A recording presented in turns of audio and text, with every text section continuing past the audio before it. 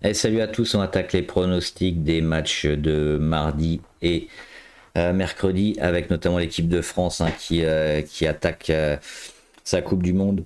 Alors on va faire deux paris. Le premier pari plutôt sur les favoris parce qu'on a quand même des grosses équipes qui rentrent dans leur Coupe du Monde. On va pas mettre une grosse mise non plus parce que on a vu qu'il y a souvent des matchs accrochés. Donc on pariera quand même sur l'équipe de France face au Sénégal, qui a de grosses individualités offensives qui pour l'instant ont assez déçu, mais qui semblent quand même au-dessus du Sénégal. On a un peu peur aussi de la défense, côté français, mais le potentiel offensif est là. Donc le tout, ça sera de savoir si ça va briller ou pas. C'est une équipe qui est capable de marquer facilement 3-4 buts, comme de buter un peu sur ses adversaires. Mais on va pareil comme sur cette équipe de France. C'est pareil pour la Norvège face à l'Irak.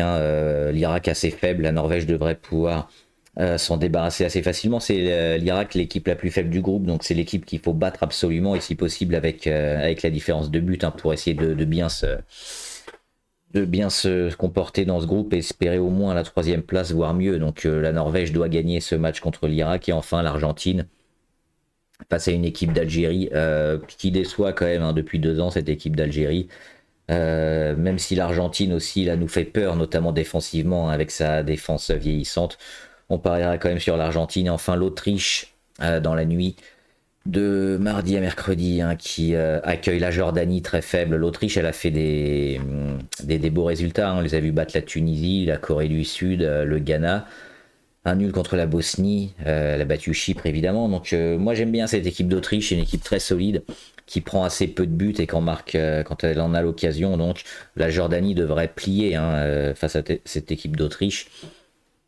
Ça devrait être très compliqué pour la Jordanie. Donc ces 4 rencontres-là, Autriche, Argentine, Norvège et France, on va les combiner et on jouera 5 unités. C'est coté à 4 environ.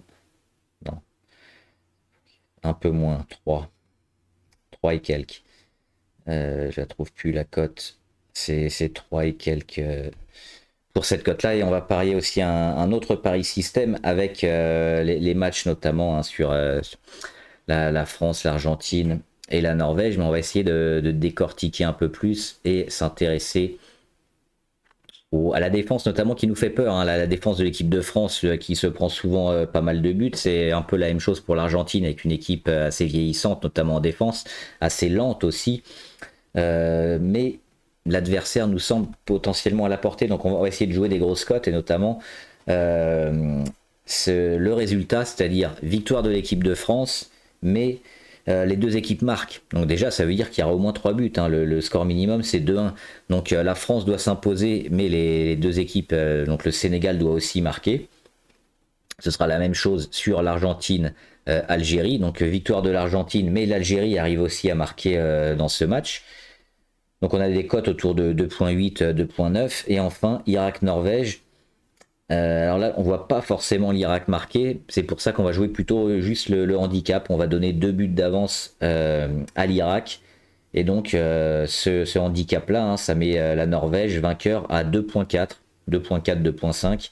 Donc si elle gagne 3-0, c'est bon. Donc ce sera l'objectif pour la Norvège, de soigner la différence de but et essayer au moins de faire l'écart, parce qu'on a vu que c'était assez compliqué quand même dans cette Coupe du Monde. Donc c'est ces 3 résultats-là, on va les jouer en système 2 sur 3 et on jouera 3 unités. Donc ça fait un pari total à 9 unités sur ces paris-là. Voilà, bon prono et bonne chance.